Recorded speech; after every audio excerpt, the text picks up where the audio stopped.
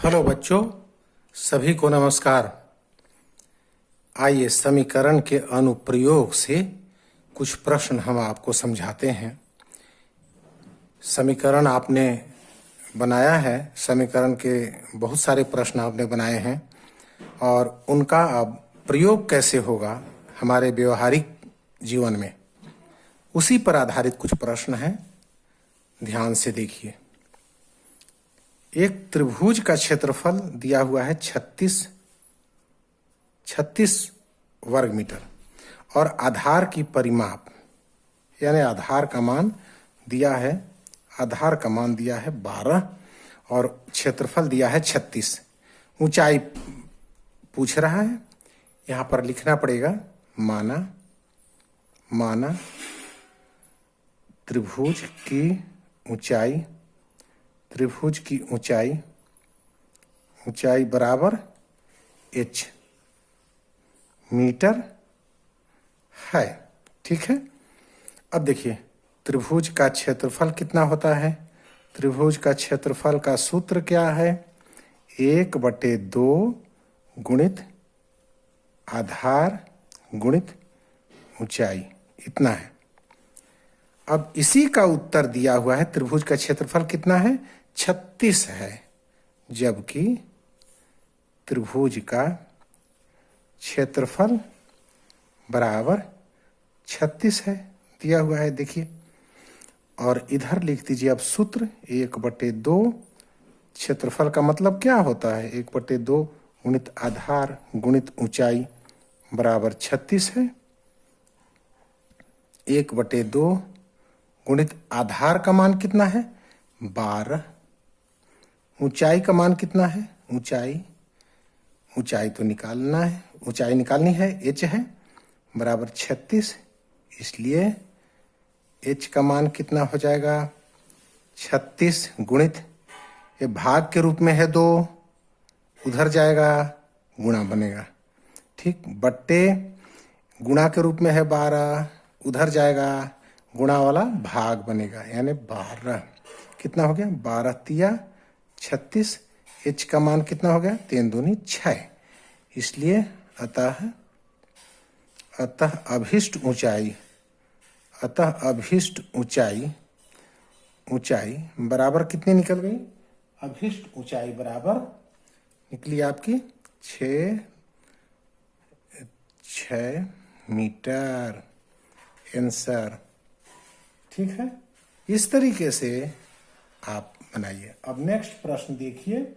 Next प्रश्न में आपका क्या है? आयत की लंबाई चौड़ाई से 5 सेंटीमीटर अधिक है, यानी क्या है? चौड़ाई को जितना है, लंबाई 5 अधिक है। यहाँ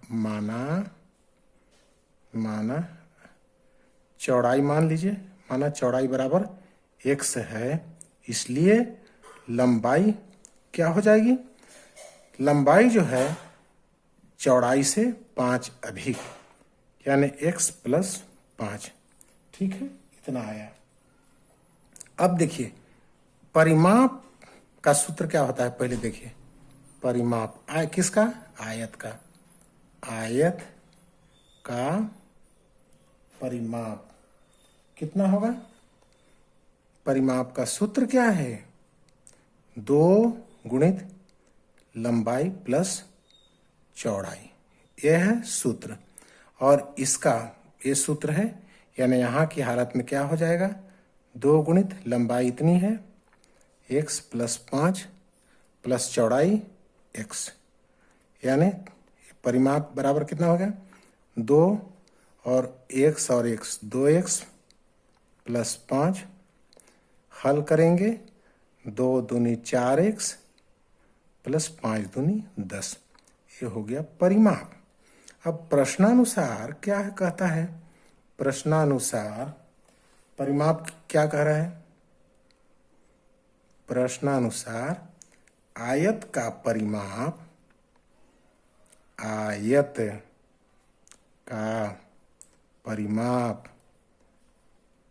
बराबर क्या कहता है? उसका परिमाप चौड़ाई का 5 गुना। ये देखिए, चौड़ाई मतलब गुणा, का मतलब गुणा, चौड़ाई गुणित 5। 5 गुणित चौड़ाई। अब आयत का परिमाप कितना निकला है? 4x प्लस 10 और 5 गुणित चौड़ाई कितनी है? x है, x तो कितना हो गया? 4x, ये 5x है, इधर बाएं तरफ पक्षांतर 5x ले लाए और ये उस दाएं तरफ ले गए, -10 होगा। पक्षांतर नियम, पक्षांतर नियम कितना हो गया? -x बराबर चिन्ह सहित घटाएंगे तो कितना होगा? 4x में से 5x नहीं घटेगा तो 5 उल्टा घटाए तो बड़े का चिन्ह रहेगा, ठीक है। और यहाँ -10, इसलिए x बराबर कितना निकला? 10। दोनों पक्षों के चिन्ह बदलने पर, दोनों पक्षों के चिन्ह बदलने पर, दोनों पक्षों के चिन्ह बदलने पर, ठीक है।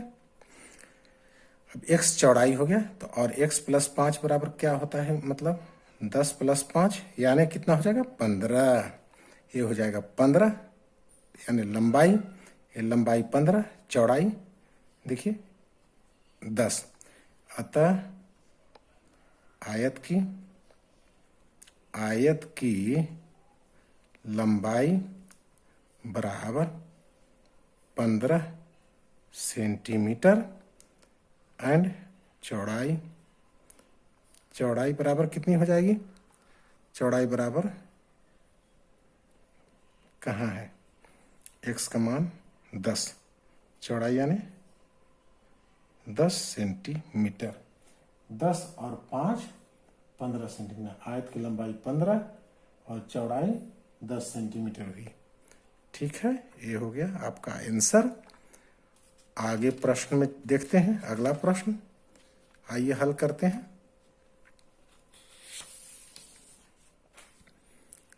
नेक्स्ट देखिए, किसी त्रिभुज का एक कोण दूसरे कोण से 15 अधिक है।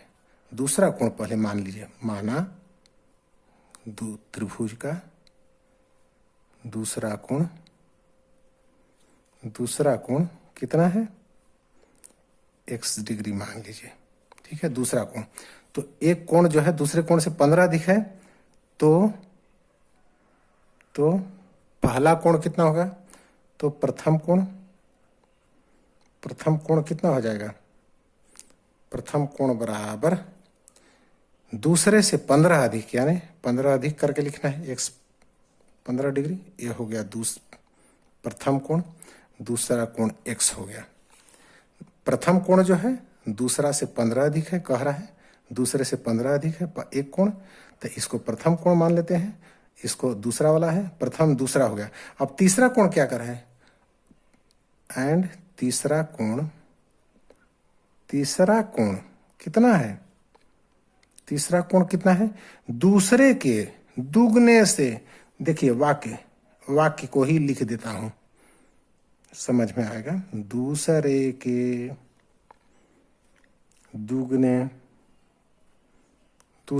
दुगने से 25 अधिक। दूसरे के दुगने से 25 अधिक, इसका मतलब क्या है? पहले दूसरा कौन है? ये वाला x का मतलब गुणा, दूसरे के दुगने मतलब 2 से गुणा करें, से 25 अधिक मतलब प्लस 25। फाइनली क्या निकला? 2x प्लस 25, इतना निकल गया। अब देखिए, हम जानते हैं कि त्रिभुज के अंतःकोणों का योग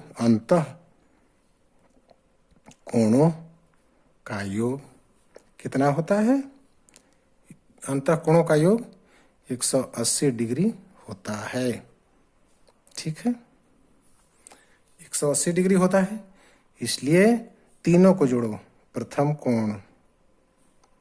कोण प्लस दूसरा कोण प्लस तीसरा कोण बराबर 180 डिग्री। 180 डिग्री हुआ। सबको जोड़िए। प्रथम कोण कितना है? x + 15, ठीक है, प्लस दूसरा कोण कहाँ से आया? कहाँ है दूसरा कोण? ए वाला है, x डिग्री। x डिग्री सब कर दीजिए। एक कोण है x डिग्री। तीसरा कोण कितना है? 2x + 25, 2x degree plus 25 degree, 25 degree बराबर 180 डिग्री, ठीक है। 15 डिग्री ये सब कोण है। अब देखिए कितना हुआ? 2, 1 3, 1 4x डिग्री प्लस 25 और 15, 25 5 30 10 40, 40 डिग्री बराबर 180, ठीक है। तो 4x बराबर 180 माइनस 40 यानी 140 हो गया। इसलिए x डिग्री बराबर कितना आया? 140/4, 140/4 यानी कितना हो गया? 4 तिया 12, 13 14, 2 हो गया 20, 4 बचे 20, 35 डिग्री। इसलिए x का मान 35 डिग्री हुआ। अतः प्रथम कोण कितना हुआ? प्रथम कोण कितना हुआ? x + 15 डिग्री यानी 35 डिग्री प्लस 15 डिग्री, 35 5 40 10 50 डिग्री। दूसरा कोण कितना हो गया? दूसरा कोण कहाँ है? x डिग्री यानी 35 डिग्री। तीसरा कोण कहाँ है? तीसरा कोण कहाँ आया है?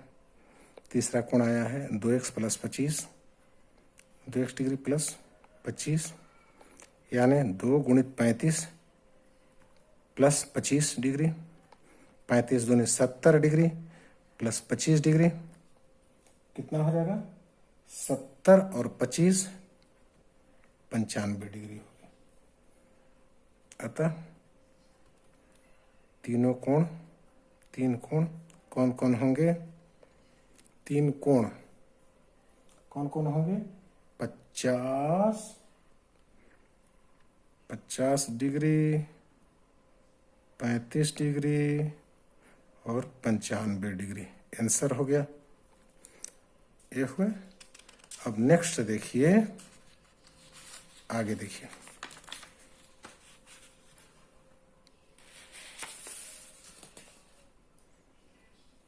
तीन क्रमागत विषम पूर्णांक, तीन क्रमागत माने लगातार, विषम सम विषम। क्रमागत में 2 बढ़ जाता है। कोई भी क्रमागत सम लीजिएगा तो जैसे 2 2 4 2 6 2 8, 2 बढ़ेगा। और विषम लीजिएगा तो इसमें 2 से भाग और उसमें 2 से भाग लगता है और 1 एक्स्ट्रा बच जाता है। जैसे 3 3 फिर 5 3 2 5 5 2 7, 2 बढ़ते जाएगा। तो विषम संख्या को हम 2x + 1 मानते हैं। प्रथम विषम संख्या माना 3 विषम संख्याएं बराबर 2x + 1, ठीक है। 2 एकम 2 1 3 हो जाएगा, ठीक है। 2x + 1 फिर 2x + 2 इसमें जुड़ जाएगा तो कितना हो जाएगा? 3। फिर इसमें 2x + 2 जुड़ जाएगा तो 5, ठीक है। जबकि प्रश्नानुसार क्या कहता है? प्रश्नानुसार क्या कहता है? प्रश्नानुसार क्या है? सभी प्रश्नानुसार उनके योग का तिगुना, प्रश्न योग गुणित 3 योग का तिगुना और मध्य के 8 गुना। मध्य कौन है? ये वाला मध्य है। 8 गुना मध्य का 8 गुना से 5 अधिक है, यानी ए अधिक है तो इसको दे देंगे 5 तो बराबर हो जाएगा। अधिक है, इस प्रकार समीकरण बना आपका योग और इतना मध्य। योग अब सबको जोड़िए। 2x + 1 + 2x + 3 + 2x + 5 × 3 और इधर क्या हो गया? 8 दूनी 16x, 8 तिया 24 + 5। देखिए ये अंदर में कितना होगा? 2 2 4 2 6x प्लस 1 3 और 1 4 4 5 9, 3 और 1 4 4 5 9 × 3 बराबर 16x प्लस 24 5 29। ये कितना हो जाएगा? 3 6 18x प्लस 3 9 27 बराबर 16x प्लस 29। इसलिए 18x उधर ले लाइए, पक्षांतर कीजिए 16x और इधर है 29 माइनस पक्षांतर इसको कीजिए 27। कितना आ गया?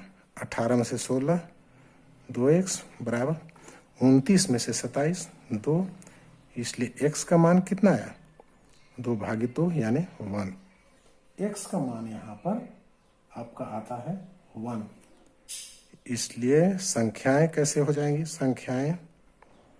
संख्याएं कौन संख्याएं? संख्याएं 3 क्रमागत विषम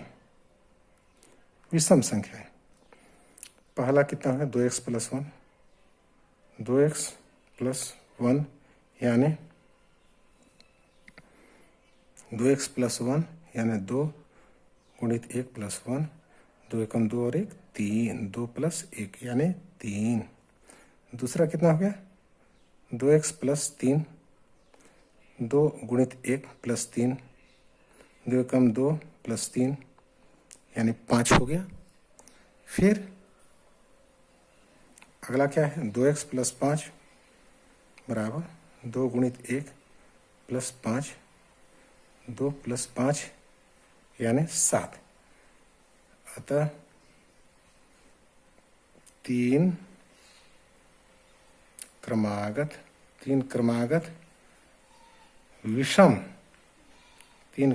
विषम पूर्णांक संख्याएं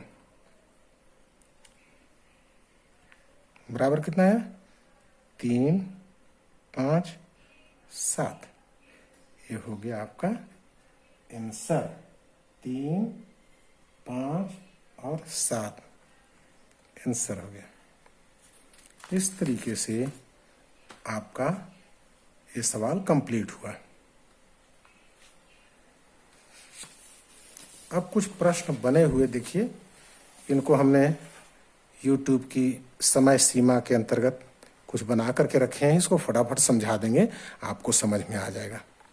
5 के 3 क्रमागत गुणज माने 5 एकम 5 5 दूनी, तो उसमें 5 तो शामिल होगा ही। 5 एकम x का मान 1 रखेगा तो 5 एकम 5, ठीक है। तो 5 और 5 10, फिर 5 5 10, तो इस प्रकार 3 क्रमागत गुणज 5x, फिर अगला 5 बढ़ा दिए, अगला फिर अब की बार 10 बढ़ा दिए, एक क्रमागत हो गया, ठीक है। कोई भी गुणज माने पहाड़ा, 5 का पहाड़ा में 5 5 बढ़ते चला जाएगा। पहला ये पहाड़ा हुआ, अगला में 5 बढ़ जोड़ गया, अगला इस तरीके से तीसरे में यहाँ पर 10 जुड़ा हुआ है। और तीनों का योगफल कितना है? 555। देखिए ये पहला, दूसरा, तीसरा, इन तीनों का योगफल 555 है। इन सबों को एक साथ किए तो 5 5 10 5 15 x हो गया यहाँ, और 5 और 10 15, 5 और 10 15 ये हो गया। घटा दिए 15x पर, तो x बराबर पक्षांतर 540 36 हुआ। संख्याएं जो 5 की गुणज है 5x, 5 गुणित 36, 5x + 5, यहाँ 5x का मतलब 180 आ चुका है, 180 5 85, 5x का मतलब 180 आ चुका है, 10 जोड़े, इतना हुआ आंसर। इस तरीके से आप इसकी प्रैक्टिस करें। नेक्स्ट देखिए, विमला और सरिता की आयु में 7 और 5 का अनुपात है। मैंने विमला का 7x मानना है, सरिता का 5x मानना है। विमला 7x वर्ष मान लिया, सरिता का 5x मान लिया। अनुपात में ऐसे ही माना जाता है। अब 4 वर्ष पश्चात मैंने +4 हो जाएगा, इनका एज बढ़ जाएगा 4 साल, ये देखिए बढ़ गया। और उसी प्रकार सरिता का 5x था, 4 साल के बाद 4 जुड़ जाएगा उम्र, ठीक है। तो इस तरीके से 4 साल के बाद ये है। अब क्या कहता है, 4 साल पश्चात उनकी आयु का अनुपात, मैंने पहले विमला और फिर सरिता, पहले विमला, ये विमला का 4 है, सरिता का 3 है, यानी विमला का पहले रखना है। तो देखिए विमला का पहले, प्रश्नानुसार विमला का 7x + 4 है, ये वाला शुरू में 7x, और विमला और सरिता का नीचे है, तो 4/3 है। 4 वर्ष के बाद तिर्यक गुणा कर दिए तो 3 से गुणा हुआ, 4 से इसमें गुणा हुआ, 4 से इसमें तिर्यक, आपको मालूम है। और ये सब 7 × 21, 3 × 4 12, 4 × 5 20, 4 × 6 16, यहाँ तक आया। अब पक्षांतर कर दिए, 20x इधर ले लाए, माइनस बना, 12 इधर ले गए, माइनस बना, ठीक है। तो 21 में से 20 कम हो गया, x बचा 4, 7 × 4, 7 × 4 28, 5 × 4 5 × 20, x का मान रख दिए। विमला की आयु 28 वर्ष निकली, सरिता की आयु 20 वर्ष निकली। नेक्स्ट देखिए, 2 धन पूर्णांकों का अंतर यानी एक जो है 40 ज्यादा है, घटाएंगे आपस में डिफरेंस लेंगे तो 40 अंतर पड़ेगा। तो 2 धन पूर्णांकों का अंतर 40 है। इन पूर्णांकों को 2 और 3 का अनुपात है, इसमें पूर्णांक ज्ञात कीजिए। देखिए छोटा धनात्मक पूर्णांक x मान लेते हैं और बड़का को x + 40 मान देते हैं। दोनों में 40 वृद्धि, डिफरेंस दोनों में तो 40 रखना है, तो एक तो छोटा होगा और दूसरा x से 40 बड़ा होगा। तो हमने बड़ा वाला एक पूर्णांक लिया, क्योंकि अंतर 40 रखना है दोनों का, तो छुटका को x दिया, बड़का को +40 मिलाकर दिया। अब देखिए छोटी संख्या बटे बड़ी संख्या, क्योंकि छोटा वाला 2 पहले है, बाद में बड़ा वाला है, तो 2/3, तो 2 छोटा वाला है, 3 तो छोटी संख्या बटे बड़ी संख्या।